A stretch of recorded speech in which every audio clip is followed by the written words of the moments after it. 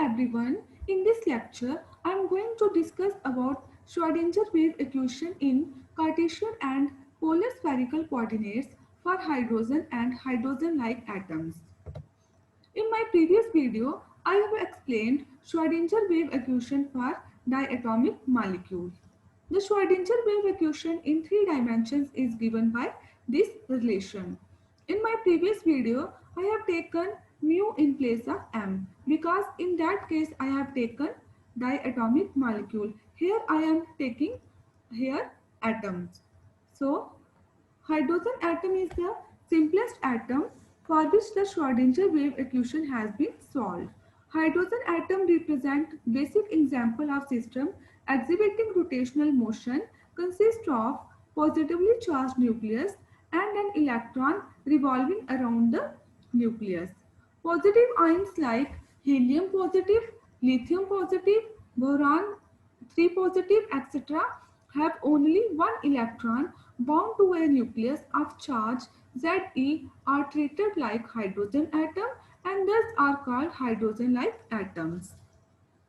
In hydrogen atoms, the electron execute rotational motion around the nucleus in three dimensions. So, its position and wave function are expressed in three spherical coordinates, that is r, theta and phi. The potential energy of this two particle system, that is electron and nucleus, has spherical symmetry, which means that the potential energy is function of r only. It is same in all directions, that is it doesn't depend upon spherical angular variables theta and phi. The equation 1 is transformed into polar coordinates involving r, theta and phi. The relationship between Cartesian coordinates and polar coordinates can be derived by referring to this figure.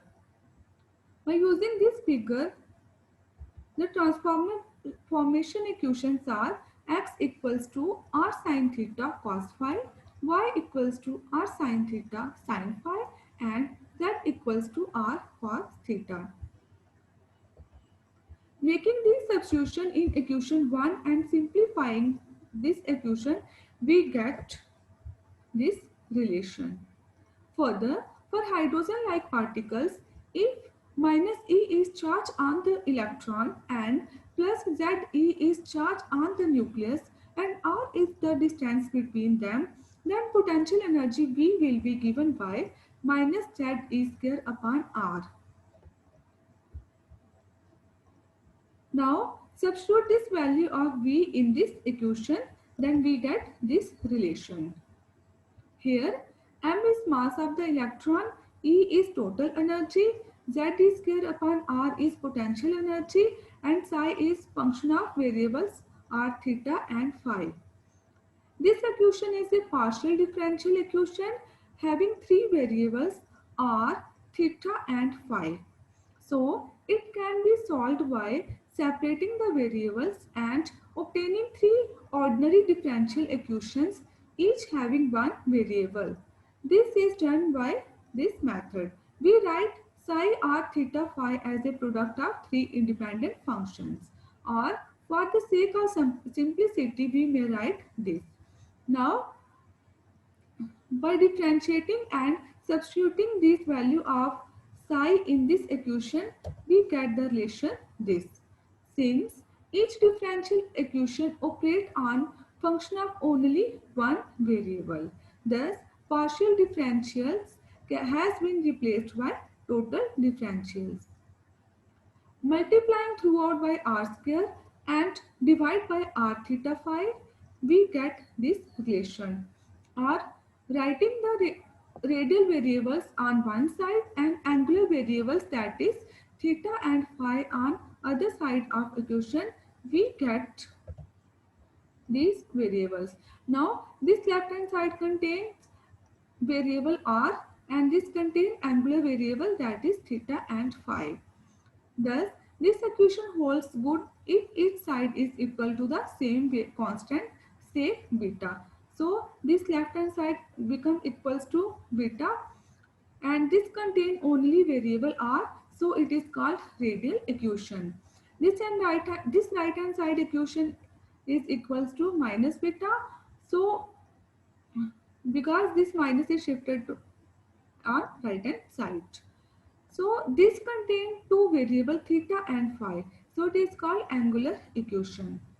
This equation still contains two variables theta and phi. So this is further separated into two equations, one containing variable theta and other phi. So multiplying equation by sine square theta, we get this relation, or on rearranging we get this. Now this left hand side contain the variable theta only and right hand side contain variable phi. Again, this equation holds good if each side is equal to a constant using constant m square. So this left hand side is equal to m square and this right hand side also equals to m square. So the Schrodinger wave equation has been separated into three equations: equation 8, equation 11 and equation 12 in r theta phi respectively. Equation 8 is radial equation because it contains only variable r, and equation 11 and 12 are angular equations because they contain variable theta and phi. And it can be seen that energy appear only in this radial equation.